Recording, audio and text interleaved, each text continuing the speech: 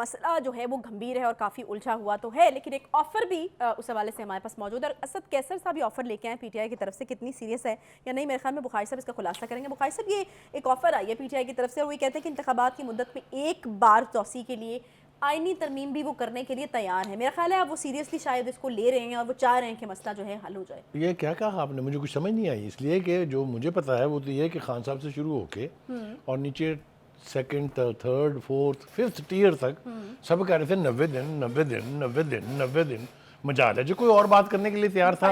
یہ آپ مجھے کیا کہہ رہی ہیں؟ کیا ہو گیا خان صاحب کے ایسے ذہن میں آیا ہو کہ یہ بھی کر کے دیکھ لیتے ہیں، تو خان صاحب کی مشاورت کے بغیر پہلی بات تو یہ ہے کہ مجھے نہیں لگتا کہ اس کے اندر خان صاحب کی مشاورت ہے۔ اگر ان کی مشاورت ہے تو پھر تو یہ آئین شکنی خود بھی کر رہے ہیں یار۔ یہ دوسروں کو کیا الزام دے رہے تھے کہ یہ آئین شکن ہے اور انہوں نے آئین شکنی کر دی ہے؟ کسی طرف تو آئے نا۔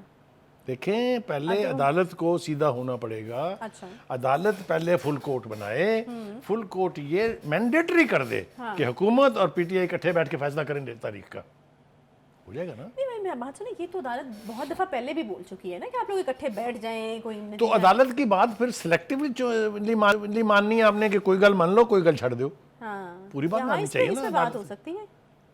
میرا خیال یہ ہے کہ the only way out is آپ اس کے اوپر فل کورٹ بنائیں، let the full court decide جو بھی ہے، چاہے وہ حکومت کو نہیں سوٹ کرتا، چاہے وہ پی ٹی آئی کو نہیں سوٹ کرتا، چاہے وہ پیپلز پارٹی کو سوٹ نہیں کرتا، جو بھی ہو اس کے اوپر پھر کوئی انگلی نہیں اٹھا سکتا۔ ایک تو اس کے علاوہ کوئی حل نہیں ہے، دوسرا پھر ہے لڑائی آلریڈی ہو رہی ہے، لڑائی بڑھے گی۔ آپ نے اگر مجھ سے کہیں پوچھ لیا ہوتا کہ حکومت کے پاس آپشن کیا ہے تو میں آپ کو پھر بتاتا۔ اب پوچھ لیں۔ ہاں بالکل میں پوچھ لیتی ہوں، لیکن ایک اور سوال جو ہے وہ میرے ذہن میں آ رہا تھا، میں پوچھنا چاہ رہی تھی کہ مجھے ایسا لگ رہا ہے کہ اگر یہ ہو جائے نا فل کورٹ والی چیز، تو یہ عدالت کے کا جو تقدس ہے یا پھر اس کا امیج، اس کی بحالی کے لیے بھی بہت زبردست قسم کی ایک موو ہوگی۔ اچھا اب آپ مجھے بتا دیں کہ یہ آپشن جو ہیں حکومت کے پاس کیا ہیں؟ دیکھیں حکومت کے پاس آپشن یہ ہے، جس طرح میں نے کہا کہ پہلے ریزولوشن پاس ہوئی ہے، اب سٹیک ہولڈر کو ایک جگہ لایا جا رہا ہے، ایک پیج پہ لایا جا رہا ہے، تو پھر ان کے پاس آپشن رہ جائے گا ریفرنسز کا۔ اچھا، جسٹس مظاہر نقوی کے خلاف آلریڈی 5 ریفرنسز جا چکے ہیں، اور کل کے اجلاس میں بھی، کیبنٹ کی میٹنگ میں بھی، اور پی ڈی ایم اور نون لیگ کی قیادت نے بھی یہ اندیا دے دیا ہے کہ ہم ریفرنس بھیجنے کے بارے میں سوچ رہے ہیں۔ ریفرنس جائیں گے تو پھر یہ بات بہت بڑھ جائے گی اور پھر یہ قابو میں جن نہیں آئے گا، ٹھیک ہے؟ تو میرا خیال یہ ہے کہ اس سے پہلے کہ حکومت آخری آپشن کی طرف جائے، chief justice should in the interest of the people of Pakistan constitute the full court and let the full court decide جو بھی ہے۔ لیکن آج اس کے حوالے سے جو پارلیمنٹ کے اندر تقریریں ہوئی ہیں اس کا اگر ہم نے ذکر نہ کیا تو وہ بڑی زیادتی ہوگی، اور میں ناظرین کو ایک بات اور بتاتا رہ رہا ہوں کہ یہ جو کچھ بھی ڈیولپمنٹ ہو رہی ہے اس کے حوالے سے ایک راز کی بات آپ کو بتانی ہے۔ میری جو عائشہ میری جو اینکر ہیں اس کے حوالے سے وہ بعد میں آپ کو بتائیں گے، لیکن یہ جو پروسیڈنگ اس وقت ہو رہی ہیں اس میں آج سب سے بڑی تقریر جو تھی وہ شازیہ مری کی تھی۔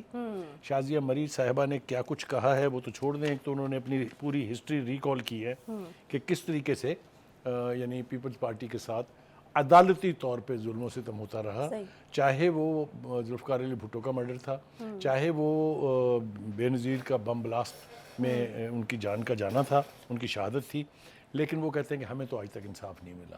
میرے خیال سے دے آر جسٹیفائیڈ۔ وہ کہتے ہیں اب بھی آپ سلیکٹیو انصاف کر رہے ہیں، یہ نہ کریں۔ اور انہوں نے کہا کہ وہ پتہ نہیں آج کیوں بار بار جو ہے خان صاحب کو منچورین لیڈر کہہ کے پکار رہی تھی، کیا ان کی مراد ہے وہ تو ہماری سمجھ سے بالکل باہر ہے۔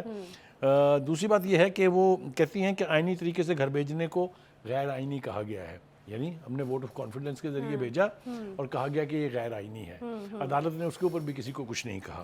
پھر وہ کہتی ہیں کہ ایک چیف جسٹس نے ایک ڈکٹیٹر کو آئین میں تبدیلی کی اجازت دی، وہ ہم نے کل بھی بات کی تھی، بلاول بھٹو نے بھی بات کی تھی اس پہ، مریم بھی بولی تھی۔ تو آج کی یہ کافی ساری ہوسٹائل سپیچ تھی شازیہ مری کی، بٹ شی لیٹ می سے شی اسپوک ویری ویل۔ صحیح، اور بھی لوگوں نے بات کی، وزیر اعظم صاحب نے بات کی، اور پھر انہوں نے جو اہم بات کی وہ یہ کہ ججز جو قانون جو ہوتا ہے اس کو اپنے اوپر بھی امپلیمنٹ کیا کریں. پھر نور عالم خان صاحب جو ہیں پبلک اکاؤنٹس کمیٹی کے چیئرمین, ان کی طرف سے بھی جو ہے وہ آڈٹ کا مطالبہ جو ہے کیا جا رہا ہے. وہ یہ کہہ رہے ہیں کہ 2010 سے سپریم کورٹ کا آڈٹ نہیں ہوا, چیف جسٹس کس قانون کے تحت آڈٹ نہیں کروا رہے ہیں. تو یہ ایک بات اور بھی کہی یار, آپ بھی پھر نا بیچ میں سے کچھ نہ کچھ بات پی جاتی ہیں. اس نے یہ بھی کہا کہ آپ کو اختیار کس نے دیا کہ آپ اپنی تنخواہیں خود ہی بڑھا لیا کریں. ہاں یہ بھی کہا ہے, لیکن میں نے کہا چلیں آپ بھی اب دیکھیں نا, جب وہ کہتے ہیں نا بات چل نکلے گی تو دور تلک جائے گی. جب اس طرح کے پنگے ہوں گے آپس میں ایک دوسری طرف سے تو یہ بات اور بگڑ جائے گی. اس کو بگڑنے سے بچانا ہے. فواد چودھری صاحب جو ہیں وہ ہمیشہ سے کوئی نہ کوئی عجیب بات کرتے ہیں. آپ کو یاد ہوگا جب پہلی دفعہ سمن کیا تھا سپریم کورٹ نے عمران خان صاحب کو, تو اس کے اوپر انہوں نے کہا تھا کہ چیف جسٹس کو معافی مانگنی چاہیے خان صاحب سے. یہ اس طرح کی باتیں جو ہیں وہ کرتے رہتے ہیں. قراردادوں سے سپریم کورٹ کے فیصلے ختم نہیں ہوتے تو پھر کاہے سے ہوتے ہیں. سپریم کورٹ اگر یہ کہہ دے کہ پاکستان کا نام کل تبدیل کرنا ہے تو بس کر دینا چاہیے. نہیں ہوگا نا, کوئی نہ کوئی کہیں نہ کہیں اس کو روکے گا نا. تو میرے خیال سے اس تصادم کو مزید آگے بڑھنے نہیں دینا چاہیے. اس کے اوپر جتنی جلدی آپ قدغن لگا دیں گے اتنا ہی یہ اچھا ہوگا. بخاری صاحب آپ کو یعنی اس مسئلے کا حل فل کورٹ کے علاوہ اور کچھ اور کوئی حل ہے ہی نہیں, باقی تصادم ہی تصادم ہے. آگے چلو. ٹھیک ہے جی. عمران خان صاحب, عدالتیں اور ریلیف, میرے خیال میں تینوں چیزیں جو ہیں وہ ہمیشہ اس کے بارے میں اکٹھی بات ہوتی ہے. اب تو 8 مقدمات میں حاضری سے استثناء کی درخواستیں منظور ہوئیں آج. اچھا دن تھا آج خان صاحب کے. دیکھیے کل اور آج کے بیچ جو کچھ ہوا ہے خان صاحب کے حوالے سے اس پر بہت ساری انگلیاں اٹھ رہی ہیں. کل اسلام آباد ہائی کورٹ نے جو فورن فنڈنگ کا کیس ہے اس کو اٹھا کے ڈسٹ بن میں پھینک دیا ہے. حالانکہ ان کے پاس تو صرف گئی تھی کہ جی آپ ان کی ضمانت لے لیں, آپ ان کو یعنی گرفتاری سے ان کو بچنے کے لیے ان کی ضمانت لے لی جائے. لیکن وہ سپریم کورٹ اسلام آباد ہائی کورٹ کے جج نے کہا یہ تو کیس ہی نہیں ہے, یہ تو اسٹیٹ بینک کا کسی نے بیان نہیں لیا, اسٹیٹ بینک نے کسی کو الزام نہیں دیا, یہ ہے. وہ سن کے لگا یہ کہ بس فارن فنڈنگ تو دفن.